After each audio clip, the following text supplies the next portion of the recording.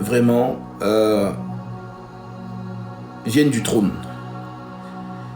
Et ce sont ces enseignements qui nous donnent les yeux pour pouvoir sortir de Babylone. On ne peut pas sortir de Babylone si on n'a pas les yeux. Voilà, donc l'enseignement, ce sont les yeux. C'est ce que le Seigneur nous dit. Et je vais reprendre cette écriture pour que les gens sachent de quoi nous parlons. Nous sommes dans le livre de Luc. Voilà, vous êtes déjà habitués. Hein. Je n'ai plus besoin de vous rappeler de prendre vos Bibles et vos blocs-notes. Voilà, votre stylo. Voilà, à noter les choses dont vous n'avez pas compris. Et avant que je ne poursuive justement, je vais donner l'occasion aux frères et aux sœurs, voilà, de poser des questions sur des choses qu'ils n'ont pas compris. Ou alors si vous avez compris, nous allons avancer. Alors je suis dans Luc chapitre 4. Notre Seigneur Jésus-Christ déclare ceci. Luc 4 à partir du verset 16. L'Écriture déclare: il se rendit à Nazareth, où il avait été élevé. Et selon sa coutume, il entra dans la synagogue. Le jour du sabbat, il se leva pour faire la lecture. On lui remit le livre du prophète Isaïe. L'ayant déroulé, il trouva l'endroit où il est écrit: l'Esprit du Seigneur est sur moi, parce qu'il m'a oint pour annoncer une bonne nouvelle aux pauvres. Il m'a envoyé pour guérir ceux qui ont le cœur brisé, pour proclamer aux captifs la délivrance et aux aveugles le recouvrement de la vue. Aux aveugles le recouvrement de la vue. Nous allons nous arrêter là. Et nous avons dit que par cet enseignement, vous recouvrez la vue, c'est-à-dire que vous comprenez maintenant la pensée céleste du plan divin. Vraiment, vous avez été bénis, je peux vous le dire, vous qui avez compris, parce qu'on peut entendre l'enseignement, mais ne pas le comprendre. Voilà, Matthieu chapitre 13. Matthieu 13.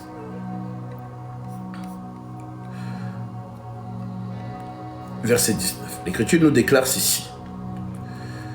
Lorsqu'un homme écoute la parole du royaume et ne la comprend pas, le malin dont Satan vient et enlève ce qui a été semé dans son cœur. Cet homme est celui qui a reçu la semence le long du chemin. Ça veut dire qu'il y a des gens qui peuvent entendre, mais qui ne comprennent pas. Donc ils entendent la parole, mais ils ne la comprennent pas. Voilà. Maintenant, celui qui la comprend, on dit à la quatrième terre, celui qui a reçu la semence dans la bonne terre, c'est celui qui entend la parole et la comprend. Verset 23. Donc, il faut toujours vous souvenir de ce chapitre. Matthieu 13, verset 19 et le verset 23. Donc, le Seigneur nous dit celui qui reçoit la semence dans la bonne terre. En d'autres termes, celui pour qui l'enseignement a été prédestiné. Parce que Jésus ne donne que la compréhension qu'à ses élus, à ses enfants.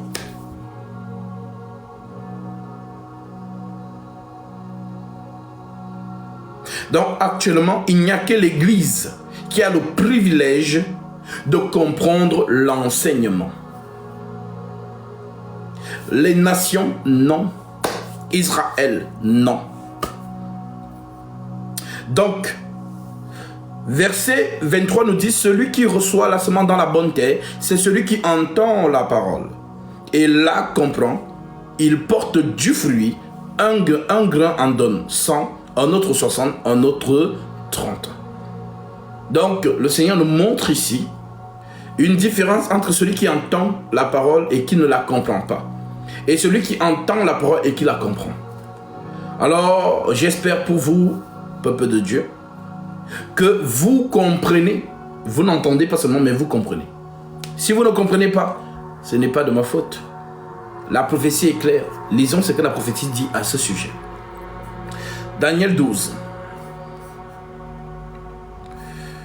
Daniel 12, je prends au verset 4 et je vais prendre le verset 10 aussi.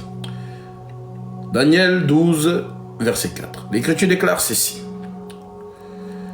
Toi, Daniel, tiens secrète ces paroles. Quelles paroles? Quelles paroles? Tiens secrète ces paroles et scelle le livre jusqu'au temps de la fin. Sceller, en bon français de Molière, veut dire caché, fermé. Scelle le livre jusqu'au temps de la fin. Plusieurs alors le liront. Les plusieurs, j'en fais partie. Plusieurs alors le liront, dont le livre fermé là. Le livre scellé là. Les paroles cachées là. Plusieurs le liront. Donc parmi ces plusieurs, en fait les plusieurs, ce sont des instruments par qui celui qui lit va lire. Parce que le Saint-Esprit travaille à travers les hommes. Vous l'avez suivi la semaine passée. Donc, plusieurs alors le liront et la connaissance augmentera. Maintenant, quand plusieurs vont lire ce livre scellé, on dit que la connaissance va augmenter. Le mot augmenter veut dire, c'est niveau par niveau. En d'autres termes, c'est comme une marée haute. Elle vient petit à petit, petit à petit, petit à petit, petit à petit, et ne fait que monter. Maintenant, la connaissance a été augmentée à quel moment? Le jour où le Saint-Esprit est descendu sur la terre des hommes. Donc, le Saint-Esprit sur terre, la connaissance augmente. Maintenant, elle augmente petit à petit, petit à petit, petit à petit, petit à petit. Donc, maintenant, lorsque cette connaissance est en train d'être donnée, qu'est-ce qu'elle procure, cette connaissance? Alors, au verset 10, l'Écriture déclare, plusieurs seront purifiés, blanchis et épurés. Plusieurs seront purifiés, blanchis et épurés. Les méchants feront le mal. Et aucun des méchants ne comprendra. Vous vous souvenez maintenant de Matthieu 13. Celui qui ne comprend pas la parole, Matthieu 13, 19. Donc le méchant ne comprendra pas. Donc les méchants feront le mal et aucun des méchants ne comprendra, mais ceux qui auront de l'intelligence comprendront. Ceux qui auront de l'intelligence comprendront. Alors, la question qu'on pourrait se poser, l'intelligence, c'est quoi? Parce que la prophétie dit que ceux qui auront de l'intelligence comprendront. Comprendre quoi? Le livre scellé. Les paroles qui sont dans le livre scellé. Maintenant, cette intelligence, c'est quoi? Est-ce que c'est bac plus 1000? Est-ce que c'est bac plus 70 000? C'est quoi l'intelligence? Alors, allons voir l'intelligence. Nous sommes dans le livre de 1 Jean, épître de 1 Jean, chapitre 5, verset 20. Épître d'1 Jean, chapitre 5, verset 20. L'Écriture nous dit ceci. Nous savons aussi que le Fils de Dieu est venu et qu'il nous a donné l'intelligence pour connaître le véritable. Et nous sommes dans le véritable en son Fils Jésus-Christ. C'est lui qui est le Dieu véritable et la vie éternelle. Petit enfant, gardez-vous des idoles. Donc, à part Jésus là, le reste, ce sont les idoles. Donc, l'intelligence, c'est le Saint-Esprit. Si tu n'as pas... Donc, quand on dit intelligence là, c'est le Saint-Esprit. Intelligence, ce n'est pas bac plus 1000. Je répète le verset. Nous savons aussi que le Fils de Dieu est venu et qu'il nous a donné l'intelligence pour connaître le véritable. Donc, pour connaître le véritable Dieu, il faut avoir l'intelligence. Et c'est ce que Jésus vous a dit. Il vous est avantageux que je m'en aille, car si je ne m'en vais pas, le Saint-Esprit ne descendra pas vers vous. Mais si je m'en vais, je vous l'enverrai et il vous conduira dans toute la vérité. Il ne parlera pas de lui-même, mais il prendra de ce qui est en moi et il vous l'annoncera. Donc l'intelligence, c'est l'esprit de Jésus. Et si tu n'as pas l'esprit du Créateur, tu ne peux pas le connaître. Romains chapitre 8, verset 9. Lisons un peu. Romains 8, verset 20. J'espère que vous notez ces versets. Voilà, si je vais vite, il faut me dire. Là, parce que là, nous sommes en train de débroussailler avant d'entrer dans la matière. Romains 8, verset 9. L'Écriture nous dit ceci. Pour vous, vous là, c'est mis pour qui? Pour ceux qui ont de l'intelligence.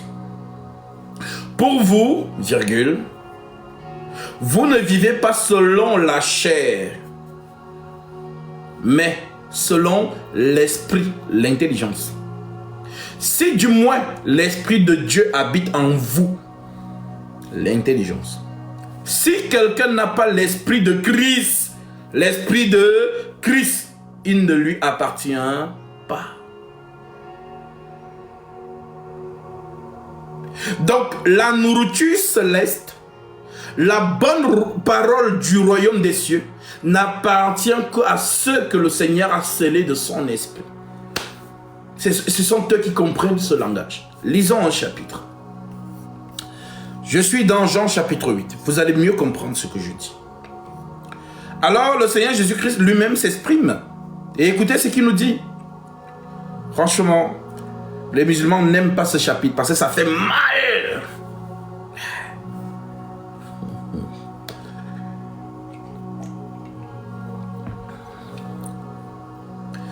Jean chapitre 8, verset 1. Jésus se rendit à la montagne des Oliviers. Mais dès le matin, il alla de nouveau dans le temple. Et tout le peuple vint à lui.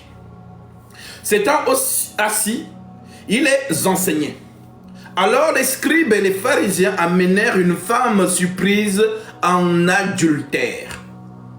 Et la plaçant au milieu du peuple, ils dirent à Jésus, Maître, Rabbi, cette femme a été surprise en flagrant délit d'adultère. Moïse, en d'autres termes la loi, la Torah, nous a ordonné de lapider de telles femmes. Toi donc, que dis-tu? Il disait cela pour l'éprouver, afin de pouvoir l'accuser. Mais Jésus s'étant baissé, écrivait avec le doigt sur la terre. Alors, nous avons une situation aussi ici, où les enfants d'Israël obéissent à la loi de Dieu. Parce que la Torah déclare ceci. Lisons. Deutéronome 29, verset 29. Deutéronome chapitre 29, verset 29. L'Écriture déclare ceci. Deutéronome 29, verset 29. Les choses cachées sont à l'Éternel notre Dieu. Les choses révélées sont à nous et à nos enfants, à perpétuité, afin que nous mettions en pratique toutes les paroles de cette loi. Maintenant, quelle est la loi que les enfants d'Israël présentent à Jésus? Ils lui présentent Lévitique chapitre 20. Lévitique chapitre 10, verset 20. Lisons Lévitique 10, verset 20.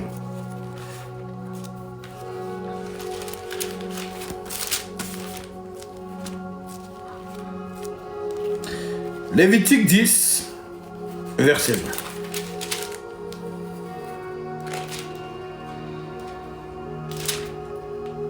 Autant pour moi, Lévitique 20, verset 10. Lévitique 20, verset 10 nous dit, si un homme commet adultère avec une femme mariée, s'il commet adultère avec la femme de son prochain, l'homme et la femme adultère seront punis de mort. Voilà le verset que les enfants d'Israël viennent éprouver Jésus pour savoir si c'est un vrai fils d'Israël. Pour savoir si c'est vraiment un Israélite. Alors ils vont l'éprouver. Parce que c'est ça, éprouver les esprits pour savoir s'ils sont de Dieu. Alors ils viennent. Vraiment, soyez attentifs, je n'ai pas envie de me répéter. si vraiment, quand je donne toute l'écriture, notez, il faut que j'avance. Dans l'écriture, nous avons lu Jean chapitre 8. Et nous avons concilié cela avec Lévitique chapitre 20 verset 10. Je reprends Jean chapitre 8 verset 2. Mais dès le matin, il alla de nouveau dans le temple et tout le peuple vint à lui. S'étant assis, il les enseignait. Alors les scribes et les pharisiens, quand on dit scribes, les pharisiens, ce sont eux qui ont, c'est-à-dire, ce sont eux qui enseignent la loi au peuple. Donc les scribes et les pharisiens amenèrent une femme surprise en adultère. Et la plaçant au milieu du peuple, ils dirent à Jésus, Maître, Rabbi, cette femme a été surprise en flagrant délit d'adultère. Moïse, la loi, dont la Torah, nous a ordonné de lapider de telles femmes. Toi donc, que dis-tu? Il disait cela pour l'éprouver, dont le tente. On les prouve, éprouver les esprits pour savoir s'ils sont de Dieu. Même Jésus, on l'a éprouvé. Il disait cela pour l'éprouver, afin de pouvoir l'accuser. Mais Jésus s'étant baissé, écrivait avec le doigt sur le sol. Donc, en tant que bon fils d'Israël, tu obéis à la loi. Personne ne peut supprimer la loi. Personne. Celui qui supprime la loi est en abomination devant Dieu. Maintenant, Jésus, on lui pose donc la question pour savoir est-ce que c'est un vrai prophète? Alors, qu'est-ce que Jésus va faire? Jésus va dire, et pour celui qui m'a posé la question, quelle écriture? Lévitique 20. Donc, les enfants d'Israël se réfèrent à Lévitique 20, verset 10, qui nous dit, si un homme commet adultère avec une femme mariée, s'il commet adultère avec la femme de son prochain, l'homme et la femme adultères seront punis de mort. Alors Jésus, en tant que bon fils d'Israël, aurait dû dire Amen. Faites ce que l'Éternel a dit. C'est l'écriture. Il faut tuer la femme. Il faut la tuer. C'est l'écriture. Donc les enfants d'Israël ont raison. Les enfants d'Israël ont raison. Et c'est ce qu'ils attendaient de Jésus. Applique, ça dit, si tu es vraiment un enfant d'Israël, obéis à la loi. Alors, Jésus, il aurait pu leur dire, oui, c'est l'écriture, faites ce que l'écriture a dit. Il faut tuer la femme. On doit obéir au Dieu d'Israël, au Dieu d'Abraham, d'Isaac et de Jacob. Jacobo. Alors, Jésus, lui, qu'est-ce qu'il fait? Son réflexe, c'est de s'abaisser au sol, de prendre son doigt et d'écrire.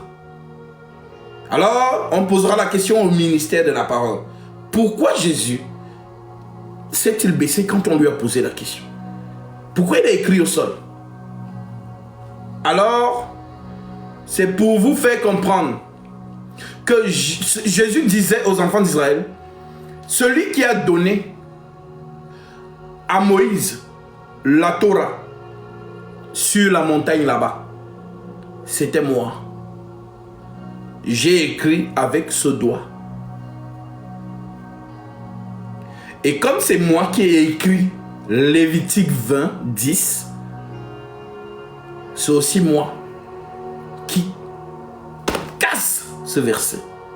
Il n'est plus d'actualité. Maintenant, au lieu de la lapider, moi, je la justifie. Maintenant, regardez quelque chose de très intéressant. Il disait, verset 6, nous sommes dans Jean 8, verset 6. Il disait cela pour l'éprouver, afin de pouvoir l'accuser. Mais Jésus s'étant baissé, écrivait avec le doigt sur la terre. Comme il continuait à l'interroger, il se releva après avoir écrit. Et il leur dit que celui de vous qui est sans péché jette la première pierre contre elle. Verset 8. S'étant de nouveau baissé, il écrivait sur la terre. Quand il entendit cela, accusés par leur conscience, ils se retirèrent un à un, depuis le plus âgé jusqu'au dernier. Jésus resta seul avec la femme qui était là au milieu. Alors mes frères, je vous pose une question. Là, nous avons affaire aux scribes et aux pharisiens. Les fanatiques de Moïse.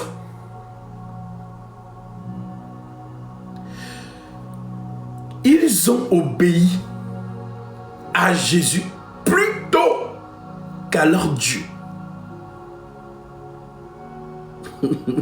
Ça doit vous poser des questions. Ça doit vous permettre de méditer. C'est Dieu qui a donné la loi. Et Dieu a exigé qu'on obéisse à la loi. Maintenant, un homme vient. Il vous dit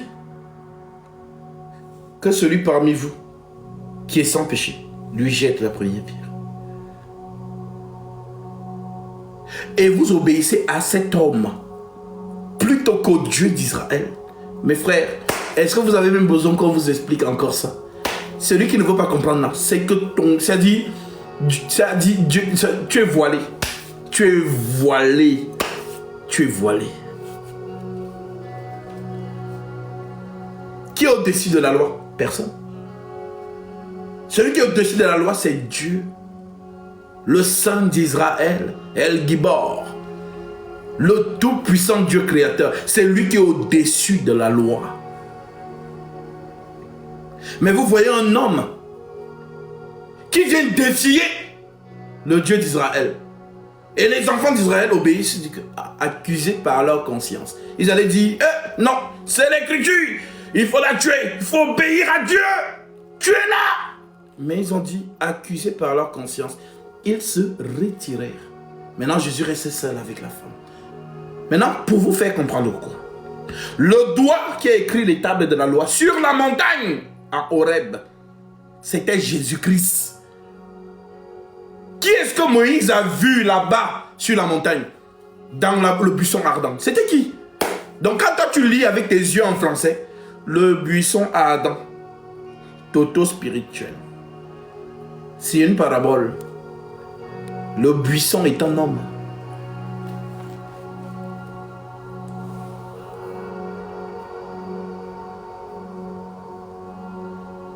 Donc Moïse a vu qui?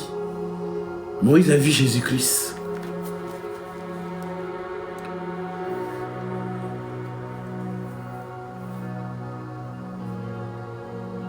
Ah, Gatsby, comment tu peux dire ça? Comment ça le buisson est un homme? Montre-nous ça, montre une écriture vraiment qui... Ok, on va dire une écriture. C'est Jacques qui nous a dit ça.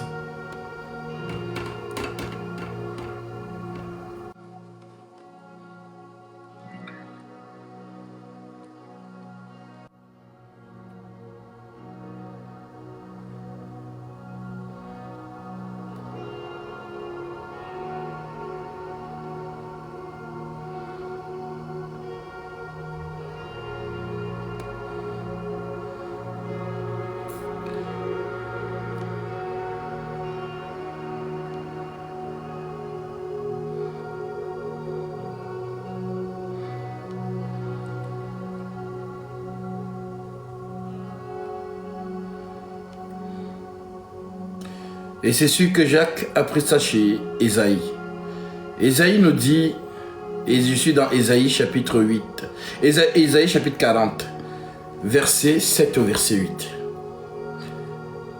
L'Écriture déclare ceci.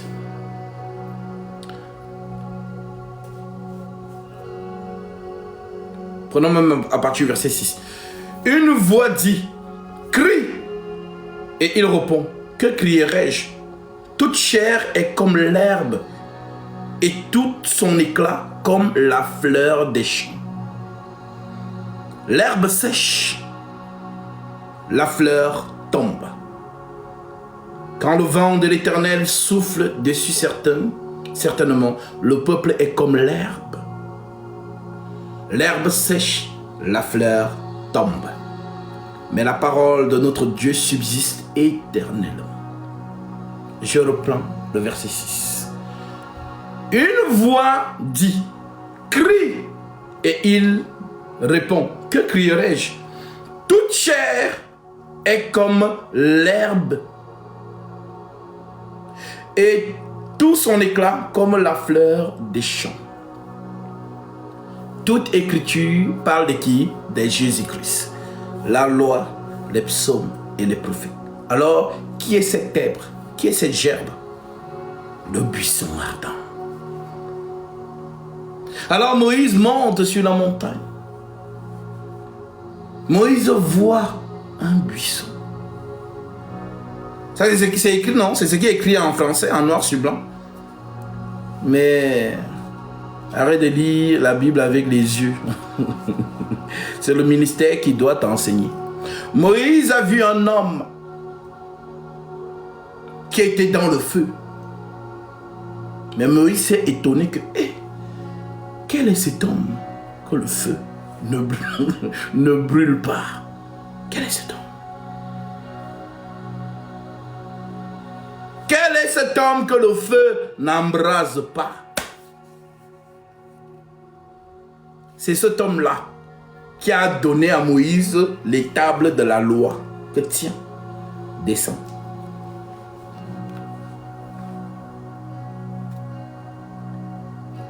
Et cet homme va encore se présenter à quelqu'un. On va lire ça.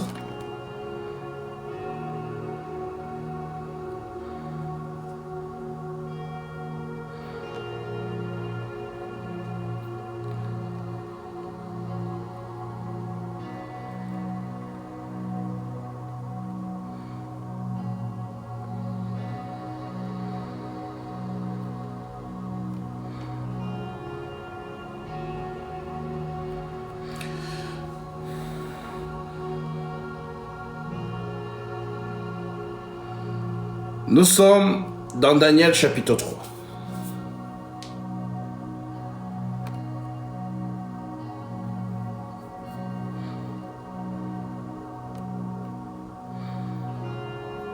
Je prends... Je vais même lire dans cette partie. Daniel 3.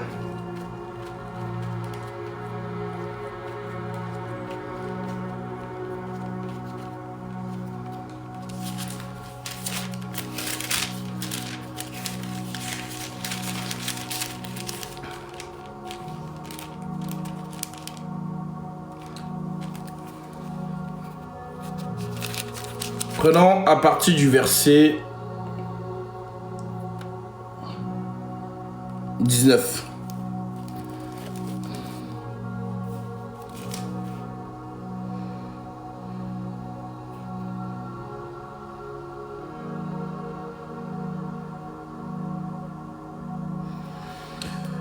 Sur quoi? Prenons à partir du verset 7 pour la meilleure compréhension. Shadrach, Meshach et Abednego répliquèrent au roi Nebuchadnezzar, nous n'avons pas besoin de te répondre là-dessus. Voici notre Dieu que nous servons peut nous délivrer de la fournaise ardente. Et il nous délivrera de ta main, ô roi. Sinon, sache, ô roi, que nous ne servirons pas tes dieux et que nous n'adorerons pas la statue d'or que tu as élevée. On parlera de ces statues une autre fois. Sur quoi Nebuchadnezzar fut rempli de fureur, et il changea de visage, et tout en tournant, et Abednego, et en tournant ses regards contre Shadrach, Meshach et Abednego, il reprit la parole et ordonna de chauffer la fournaise 7 fois, plus qu'il ne convenait de la chauffer. Puis il commanda à quelques-uns des plus vigoureux des soldats de son armée de lier Shadrach, Meshach et Abednego et de les jeter dans la fournaise ardente.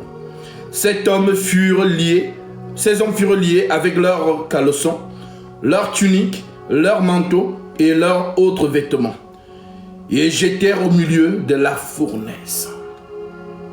ardente. Comme l'ordre du roi était sévère et que la fournaise était extraordinairement chauffée, la flamme tua les hommes qui avaient jeté Shadrach. Donc, tellement elle était vive, elle a tué ceux qui ont jeté Shadrach, Meshach et Abednego dans la flamme. Les hommes qui avaient jeté Shadrach, Meshach, Abednego, Shadrach, Meshach et Abednego, et ces trois hommes tombèrent liés au milieu de la fournaise ardente. Alors le roi Nabuchodonosor fut effrayé et se leva précipitamment, prit la parole et dit à ses conseillers: n'avons-nous pas jeté au milieu du feu trois hommes liés? Et il répondit au roi: certainement, ô roi. Il reprit et dit: eh bien, je vois 4 hommes sans lien qui marchent au milieu du feu, et qui n'ont point de mal.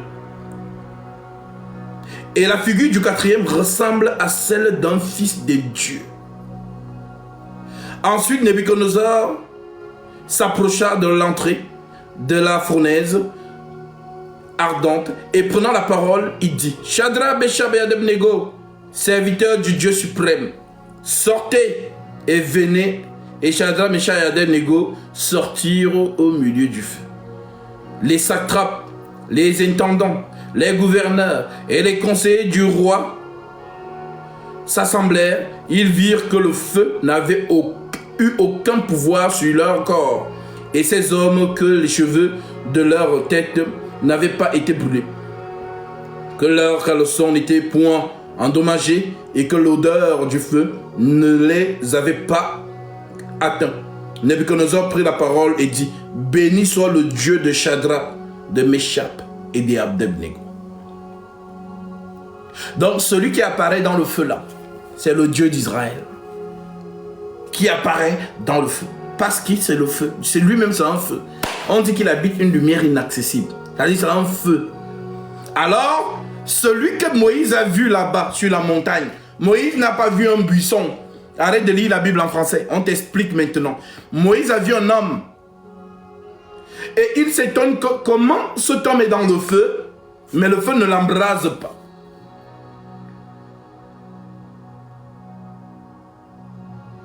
Le feu ne l'embrase pas.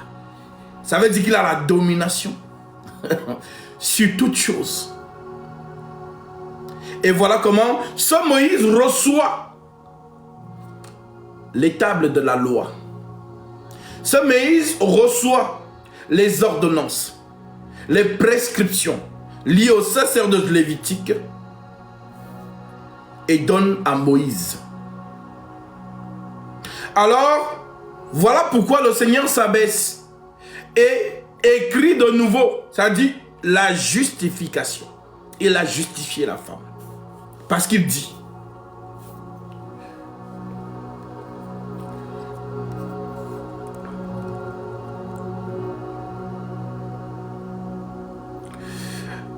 alors s'étant relevé et ne voyant plus que la femme, Jésus lui dit: femme, où sont ceux qui t'accusaient? Personne ne t'a-t-il condamné? Elle répondit: non, Seigneur. Et Jésus lui dit: je ne te condamne pas, moi non plus. Va et ne pêche plus. Jésus la parla de nouveau et dit: je suis la lumière du monde. Je suis la lumière du monde. Celui qui me suit ne marchera pas dans les ténèbres, mais il aura la lumière de la vie. Là-dessus, les pharisiens lui disent: tu rends témoignage de toi-même. Ton témoignage n'est pas vrai. En d'autres termes, tu es orgueilleux.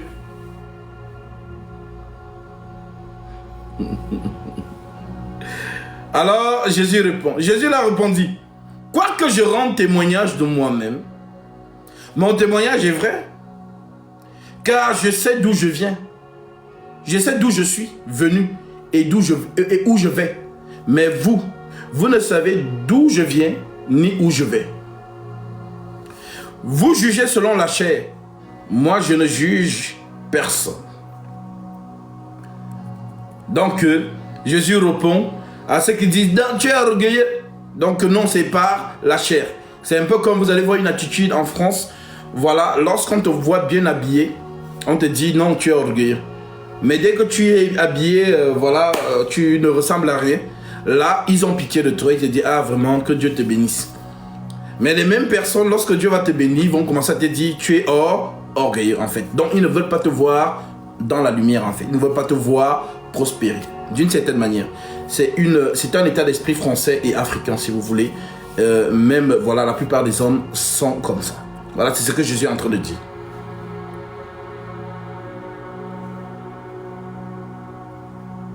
Jésus leur dit encore, je m'en vais et vous me cherchez.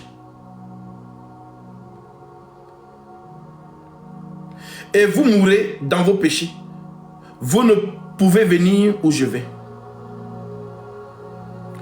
Sur quoi les Juifs lui dirent, se tuera-t-il lui-même, puisqu'il dit, vous ne pouvez venir où je vais?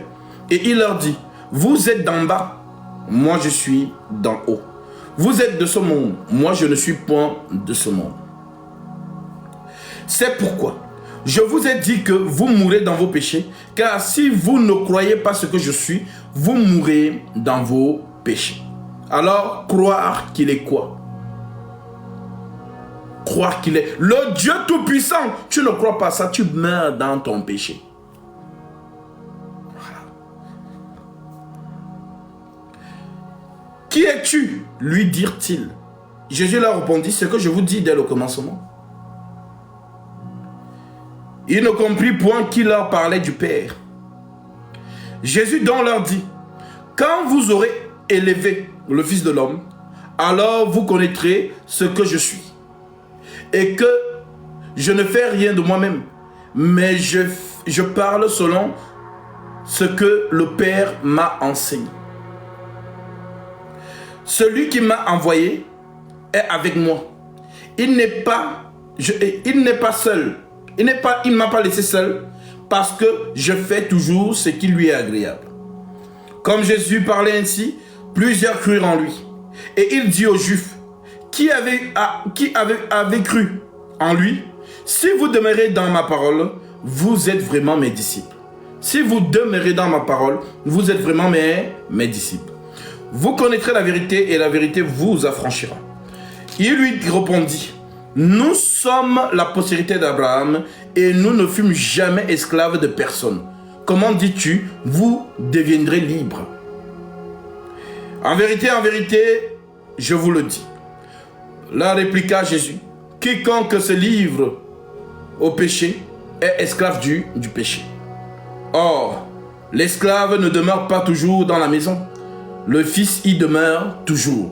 Si donc le Fils vous affranchit, vous serez réellement libre. Je sais que vous êtes la postérité d'Abraham, mais vous cherchez à me faire mourir, parce que ma parole ne pénètre pas en vous. Je dis ce que j'ai vu chez mon Père, et vous faites ce que vous avez entendu de la part de votre Père. Il lui répondit, notre Père c'est Abraham. Il leur répond, notre Père c'est Abraham.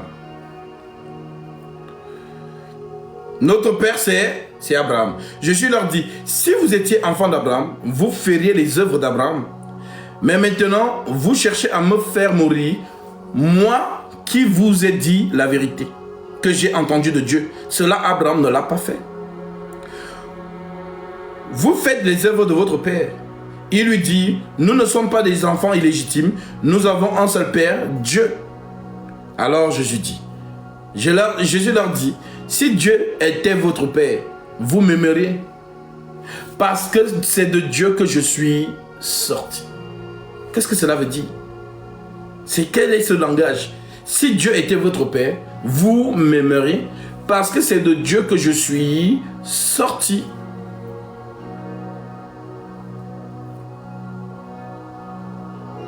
et que je viens. Je ne suis pas venu de moi-même, mais celui qui m'a envoyé. Pourquoi ne comprenez-vous pas mon langage? Et ce qui nous intéresse, parce que vous ne pouvez pas écouter ma parole. Vous avez pour père le diable et vous voulez accomplir les désirs de votre père. Il a été meurtrier dès le commencement et il ne se tient pas dans la vérité parce qu'il n'y a pas de vérité en lui. Lorsqu'il profère le mensonge, il parle de son propre fond, car il est menteur et père du mensonge. Et moi, parce que je dis la vérité, vous ne me croyez pas. Qui de vous me convaincra de péché? Si je dis